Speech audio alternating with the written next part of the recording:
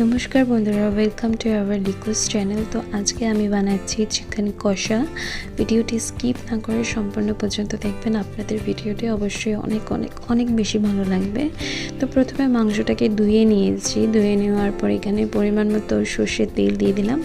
तारपर दिচ্ছি কিছু बाटा मशला जेमन आदा बाटा, रसुन बाटा, पेঁয়াজ बाटा, लंका बाटा, तारपर गोटा आलू, पेঁয়াজ कुचि, তারপর এখানে দিচ্ছি আমি টক দই। আপনারা যদি টক খেতে পছন্দ না করেন তাহলে আপনারা টক দইটা স্কিপ করতে পারেন, বাট আমার ভালো লাগে, মাংসতে একটু টক টক ফ্লেভার আসবে, তো সেই জন্য আমি দিয়েছি। তারপর এখানে দিচ্ছি আমি কিছু গুঁড়ো মশলা যেমন তেজপাতা, ধনে গুঁড়ো, জিরে গুঁড়ো, লঙ্কা গুঁড়ো, হলুদ, লবণ।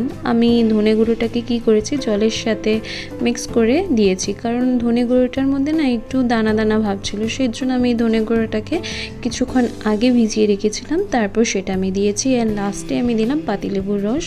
পাতিলেবুর রসটা দিলে মুরগির মাংসতে বেশ একটা খুব ভালো লাগে, সেই জন্য আমি দিয়েছি। আপনারা যদি পছন্দ না করেন তাহলে স্কিপ করতে পারেন। তারপর অনেক ভালোভাবে মিক্স করে নেব সব কিছুকে। তারপরে এখানে দিচ্ছি আমি গোটা রসুন, যেটা না দিলে মাংস একদম ইনকমপ্লিট।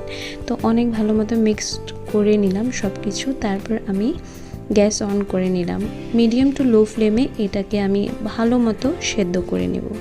যখন আপনার আলুটা অনেক ভালো মতো সেদ্ধ হয়ে যাবে তখন আপনি বুঝে নেবেন যে আপনার মাংসটা একদম পুরোপুরিভাবে সেদ্ধ হয়ে গেছে। তো দেখতে পাচ্ছেন আমার মাংসটা সম্পূর্ণভাবে সেদ্ধ হয়ে গিয়েছে। তো আলুটা অনেক ভালোভাবে কাট হয়ে গেছে মিডিল দিয়ে, সেই জন্য আমি মাংসটাকে এখন কী করেছি হাই ফ্লেমে একদম ফ্রাই করে নিচ্ছি।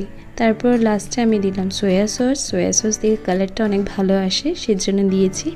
আপনারা যদি পছন্দ না করেন বা আপনার ঘরে না থাকে তাহলে স্কিপ করতে পারেন। তো আমি দিয়ে কি করেছি, সয়া সসটা দেওয়ার পর ফ্লেমটাকে অনেক হাই করে নিয়েছি। অ্যান্ড ইটস রেডি টু ইট। চলো বাই বাই।